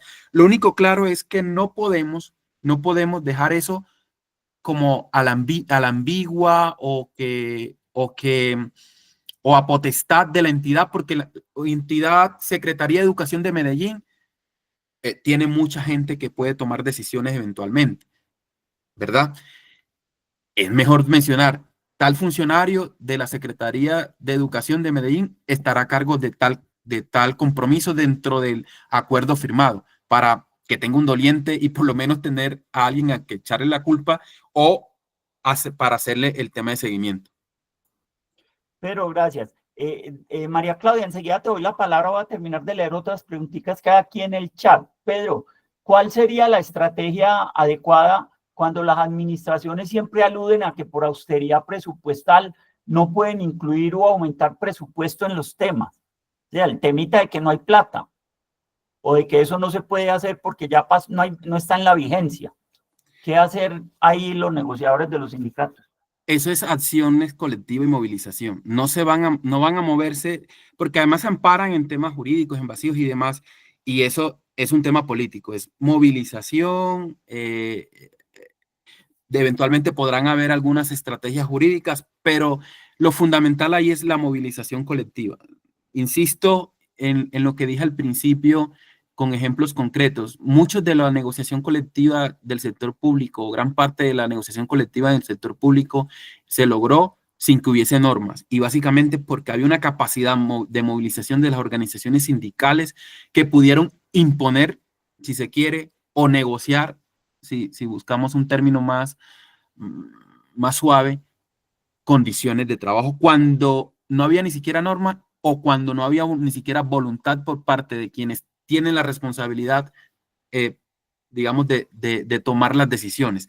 Entonces, la más importante es la movilización y por lo tanto en los procesos de negociación es clave que haya un equipo encargado, no de la, digamos, que esté el equipo negociador, pero que también haya un equipo encargado de la estrategia de movilización en el marco de la negociación colectiva y para eso también hay planes. Nosotros en la escuela también diseñamos estrategias en ese campo. Gracias, Pedro. Pedro, una vez terminado el acuerdo o en ese último punto de definición de la vigencia del acuerdo, ¿cómo definir esa vigencia? La pregunta va dirigida en, digamos, en qué definir en cómo. Entiendo que preguntan porque sí, porque no, ya sabemos que más de mínimo menos de 2 años, no. Ajá, mínimo 2 años. Pero el tema es, bueno, si se firma ahora en junio, bueno, ¿va desde a partir de junio? A partir de la firma. A partir de enero. A partir de la firma. Porque hay entidades que tienen, o sea, cuyas negociaciones no se vencen el primer trimestre, sino posteriormente. Y mi recomendación es que es a partir de la firma. Bien, hay otra pregunta que dice, ¿cómo debe quedar la redacción para los no acuerdos? Pues simplemente punto no acordado. ¿O tú qué piensas, Pedro? No, así, básicamente eso. Los puntos no acordados quedan. Ahora, también, bueno, sí, un acta con los puntos no acordados, no acordado. Exacto, ahí no hay que explicar nada, simplemente no se acuerda. Ahora sí, María Claudia, que tienes la mano levantada, bien puedas. Bueno, muchas gracias a Pedro, gracias por el espacio importante, pues esta reflexión sobre la negociación colectiva en el marco del 243. Pues yo quería hacer bueno, básicamente 2 reflexiones sobre este proceso de negociación, la negociación colectiva en general, pero también como articulándola a la preocupación que expresaba en la pregunta de Dora Eva al inicio, y es que, bueno, si estamos viendo, digamos que, claro, la negociación colectiva es una lucha y lo reconocemos, es una lucha de los trabajadores y hay que seguir dando y seguir ampliando, pero nos convoca cada vez más al análisis específico de esas necesidades para hacer pliegos muy contundentes y digamos, articulados con las otras organizaciones, porque eso lo trae el decreto 243, o sea, el decreto 243, el que no haga su pliego unificado y que no, es decir, si no hay una articulación entre las organizaciones previamente, pues creo que también es un desgaste para todos, ¿sí? Y porque finalmente el sentido específico de la negociación, pues es el bienestar común de los trabajadores. Entonces, hay que ir buscando eso, o sea, no es fácil, por ejemplo, a nosotros en Bogotá específicamente, nos sacaron de una negociación y no ni siquiera puedo decir que la administración, sino las mismas, una organización sindical mayoritaria. O sea, digamos que también aquí esto tiene unos contenidos éticos, porque si uno va a la negociación para buscar algo específico, algo particular, pues yo creo que eso se legitima el sentido de la negociación colectiva. Entonces yo hago ese llamado un poco también a ver, el decreto 243 tiene algunas fallas, sí, pero sin embargo, a pesar de esas fallas, el sentido del decreto es generar esa unidad, ese diálogo, ese trabajo previo a las organizaciones sindicales para atinarle y para tener propuestas contundentes que han salido del análisis de pliegos anteriores y de las verdaderas necesidades de los trabajadores, ¿sí? Entonces, creo que eso hay que no perderlo de vista porque de lo contrario, lo que puede pasar y en estos cambios del mundo del trabajo, que ya lo voy a unir como a una segunda reflexión de lo que estamos viendo en Bogotá, es que cada vez se van a reducir los espacios de una de las posibilidades de la negociación colectiva ante las reformas estructurales que, por ejemplo, en Bogotá, que este gobierno Galán va a hacer una reforma estructural del administrativa de Bogotá. Nosotros estamos a la expectativa, pero no solo a la expectativa, sino organizando, pidiendo pues también a través de un pliego sectorial como claridad en la información, y lo que vamos a encontrar seguramente es una reducción de empleos, de funciones, una reducción de lo público y en ese marco también una reducción de la misma negociación colectiva. Entonces, para mí es fundamental centrar eso también porque finalmente, es decir, no va a ser solo Bogotá, digamos por políticas internacionales, cada vez más lo público siempre suena a ineficiente, entonces hay que reducirlo, hay que privatizar y dónde están los espacios entonces de la negociación colectiva. Entonces, ese llamado sí es a fortalecer, digamos, los sindicatos, o sea, no a dispersarnos, sino a fortalecer la unidad sindical y por otro lado también a recuperar los principios éticos en el proceso de negociación. O sea, el proceso de negociación no puede ser para conseguir cosas particulares o para un grupo, sino debe pensar en todos, así no estén sindicalizados, ¿sí? Eso quería decir. Y por otro lado también, pues, es decir, la importancia, nosotros nos estamos encontrando y estamos explorando la negociación sectorial. Y esa negociación tiene unos retos, y es que, por ejemplo, aquí en Bogotá, los sectores de la administración de Bogotá no tienen un presupuesto como sector, sino un presupuesto, cada entidad tiene un presupuesto. Entonces, por esa medida también es difícil a veces concretar acuerdos sectoriales porque como cada entidad tiene un presupuesto aparte, dicen, no, pues nos toca a cada uno por su lado en el acuerdo colocar qué hace en razón pues a esa forma como está estructurado el presupuesto. Entonces, Hacer una sin embargo, especie nos de hemos vaca, encontrado, ¿cómo? hacer una especie de vaca colectiva entre cada entidad para... Sí, pero no se ha dado esa posibilidad porque es decir, ahí tenemos ese vacío, ahí estamos justo, estamos ahorita negociando un pliego y entonces los acuerdos a los que hemos llegado es prácticamente lo que cada entidad se compromete, de pronto hay acciones de articulación que no lleven, digamos, como a presupuesto, digamos, a presupuesto, entonces en eso sí se comprometen, pero lo que implique presupuesto, digamos, como que lo hace cada uno aparte. Entonces, ese es el reto también ahí de la negociación sectorial. Se los comento pues porque la estamos viviendo y porque quizás ahí, si van a explorar en otros ámbitos esa negociación sectorial, sería interesante mirarlo y mirar cómo vamos pues eso, a dar esos pasos frente a la negociación sectorial, frente a fortalecer, digamos, lo público desde la negociación colectiva, ¿sí? Y, bueno, y lo otro, un aprendizaje pues de lo que nos sucedió de que nos sacaran de la negociación colectiva el año pasado en una entidad. Y es que entonces dijimos, bueno, pues la negociación colectiva es un camino importante, pero no es el único.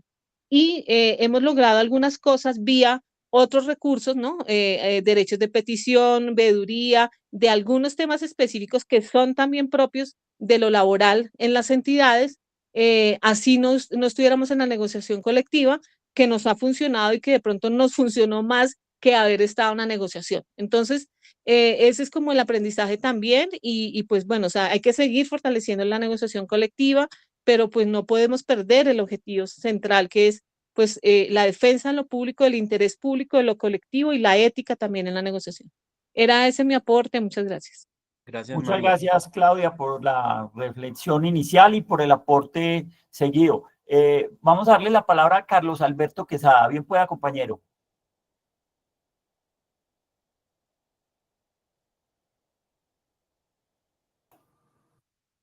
Carlos Alberto tiene la mano levantada.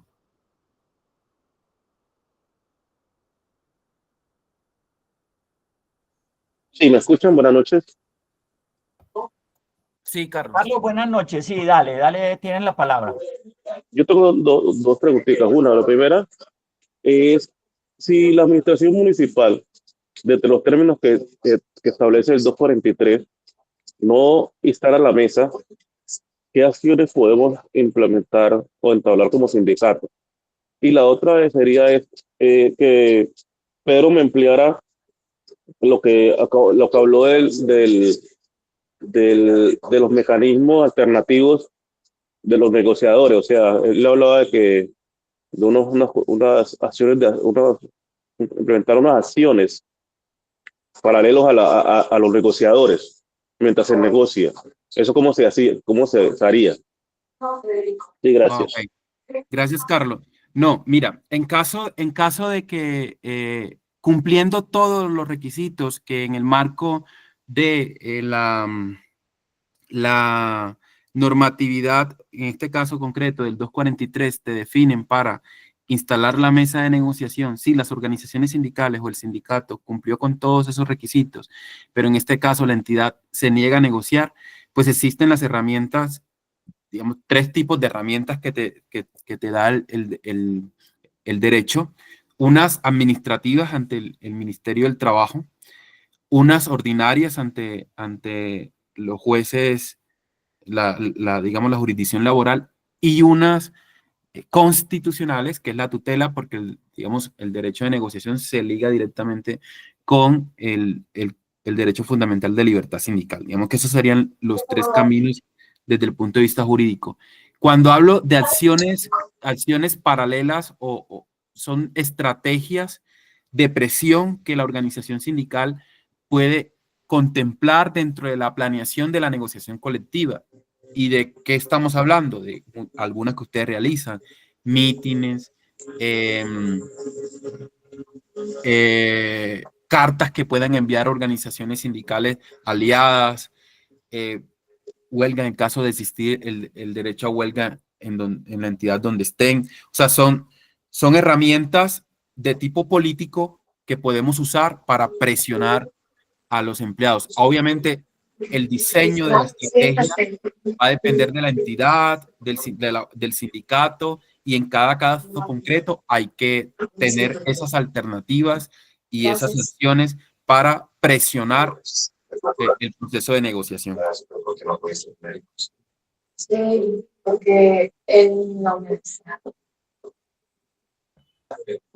La primera pregunta que yo tenía encaminada en que nosotros ya presentamos el pliego entre del primer trimestre y cumpliendo con los requisitos, y la administración todavía no está al lado de la mesa y ya estamos en mayo. ¿Bajo qué argumentos no lo hace o hay silencio? Ninguno, silencio nomás. Bueno, Todavía ahí toca, no ha designado sus negociadores ni nada, hay un silencio de la administración. hay que interponer la respectiva querella ante el Ministerio del Trabajo.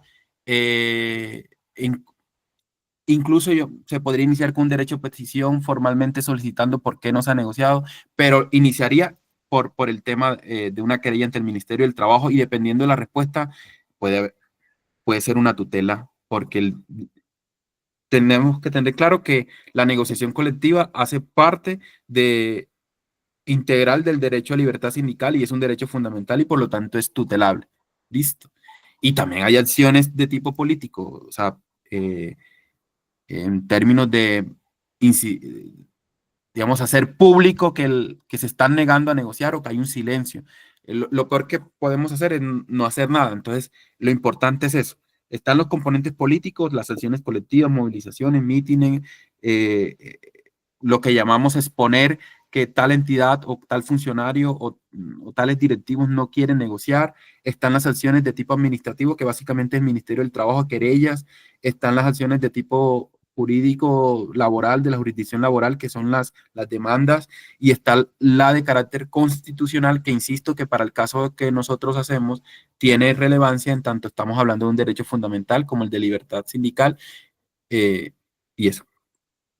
También se podría hablar de... Carlos, y te agrego a esa respuesta una que le faltó a Pedro, y es la denuncia ante la Procuraduría delegada. Ahí hay una clara falla en una falta disciplinaria, sí. administrativa. Yo voy 1001 que apenas le llegue copia de esa denuncia a la Procuraduría, los llaman a negociar. Esa es la administrativa en estos casos. Venga, muchas gracias. Y por último, vean, nosotros a la par del pliego que presentamos, tenemos, todavía estamos, el acuerdo pues todavía está vigente hasta que no se haga otro acuerdo. Y ellos han hecho mucho omisión frente al compromiso de la comisión negociadora. Perdón, de la comisión del comité de seguimiento a los acuerdos. Y nos han mamado mucho gallo con eso. Ya, también podemos... las mismas herramientas eventualmente se pueden aplicar, y también lo que acaba de decir Darío, porque los acuerdos colectivos son actos administrativos, y la falta de esos actos administrativos tienen consecuencias disciplinarias. Entonces también contemplar el tema de la Procuraduría, como bien lo señala Darío, y le tienen mucho miedo, eso generalmente mete mucho miedo. Entonces ensayen eso. Y podemos destacar también la parte penal, que también... Claro, porque ahí una ustedes pueden eventualmente revisar si está inmerso en temas de si eso tiene implicaciones frente al desarrollo de el derecho a libertad sindical, que si yo lo miro sí, pero el caso concreto pues tendría que revisarse, y lo podrían hacer eventualmente. Ya ahí sí tocaría buscar un abogado amparados en el artículo 200 del Código Penal, y eso hace parte de... Creo que el tema de no sentarse a negociar o destruir el proceso de negociación es una de las causales que están dentro del Código Penal, que también se podría revisar. La queja directamente sería hacia el alcalde, ¿no? La queja al alcalde. O sea, la denuncia ante la Procuraduría y lo demás... Sí, ante el responsable de la entidad respectiva, que si es territorial es el alcalde. Ok, muchas gracias. O alcaldes y secretarios, no solamente puede ser una sola funcionario público. Ok, muchas gracias. Compañero, falta un minutico para las 7, creo que ahí se nos cortará la llamada, que es de 2 horas. Yo les quiero agradecer muchísimo a todos, especialmente al doctor Pedro Luis González, agradecerle por la magnífica charla. Lástima que no tengamos más tiempo, veo que se quedan cosas por resolver, será en una próxima como conversatorio, porque aquí ya el tiempo no nos da. Presidente, yo creo que sí, no hay problema, presidente. Cristian, ¿qué me dices? ¿Podemos seguir? Yo estoy seguro de que sí, presidente. Estamos probando pues el programa, pero estoy seguro de que no hay problema. Ok, bueno, listo. No sé si hay entonces alguna pregunta. ¿Hay más preguntas? Bueno, igual, Darío, yo me había programado para estas 2 horas, ¿verdad? Pero sí me gustaría lo siguiente, y hacer una reflexión de acuerdo a lo que dijo María Claudia y lo que ustedes han manifestado. Creo que es muy importante, y uno de los retos esenciales de este decreto tiene que ver con el tema de la unidad. Y la unidad cuesta, cuesta porque sabemos que en la cotidianidad las relaciones con otras organizaciones no suelen ser las mejores, pero hay que hacer el esfuerzo, y eso implica un tema ético que bien lo señalaba, y es entender, tratar de construir dentro del ADN de cada organización el concepto de que la unidad da poder y la dispersión te resta capacidad. Y entre más desunidos estemos, menos capacidad de incidencia vamos a tener, no solamente en el ámbito propio de la negociación, sino desde el punto de vista de la incidencia política que podamos tener. tenemos un grado de dispersión muy alto de las organizaciones sindicales. Yo, como les decía ayer, quedé sorprendido porque voy a hacer un estudio sobre el tema de crecimiento sindical y hay un nivel de dispersión que es increíble que en solo un año se hayan creado 321 organizaciones sindicales. Eso da cuenta del nivel de dispersión, del nivel de... Estamos creando más sindicatos que afiliados, que afiliados, y eso no puede pasar. Creo que el decreto abre una oportunidad difícil, a veces no es tan fácil construir unidad, es lo más difícil, porque lo más fácil es que nos miramos feo nos abrimos y armamos el rancho aparte, pero la reflexión tiene que estar dirigida a que con todos los esfuerzos, tenemos que tener todos los esfuerzos para hacer, tener una vocación de llamar a la unidad más que a la desunión. Eso aparentemente suena muy fácil, pero no lo es, pero tiene que ser el sentido de nuestras organizaciones sindicales. Porque por encima de eso también están el valor que hay que darle a los problemas y a las problemáticas que tienen nuestros afiliados y nuestras afiliadas. Y mucho de ello depende de la capacidad que tengamos para movilizarnos y depende de la capacidad que tengamos para coordinarnos con los otros y las otras y hacer un trabajo unificado y así ser más eficientes o exitosos a la hora de conseguir nuestros propósitos. Yo les agradezco, Darío, a Cristian, a Gilson, a María Claudia, a Carlos y a los demás que no me aparecen aquí. El espacio, por supuesto, quedo atento a cualquier otro llamado. Yo le voy a compartir a Darío la presentación para que la pueda socializar con ustedes. Sé que hay algunos temas que también hacen parte de nuestro ejercicio en la escuela y también profesional, que tiene que ver con los temas de cómo fomentar la cultura de movilización. En cualquier momento podríamos sacar un espacio para ello. Les deseo muchos éxitos en sus procesos y muchas gracias a todos ustedes por compartir estas 2 horas con todos y todas. Gracias a vos, Pedro Luis, inmensamente agradecido. Y bueno, estamos conversando hasta una próxima oportunidad. Y gracias a todos y todas quienes se vincularon desde un principio y se quedaron hasta este momento. Nos estamos viendo. Muchas gracias. Muchas gracias. Muchas gracias. Muchas gracias a ustedes. Hasta luego, Muy cierro enriquecedora. grabación.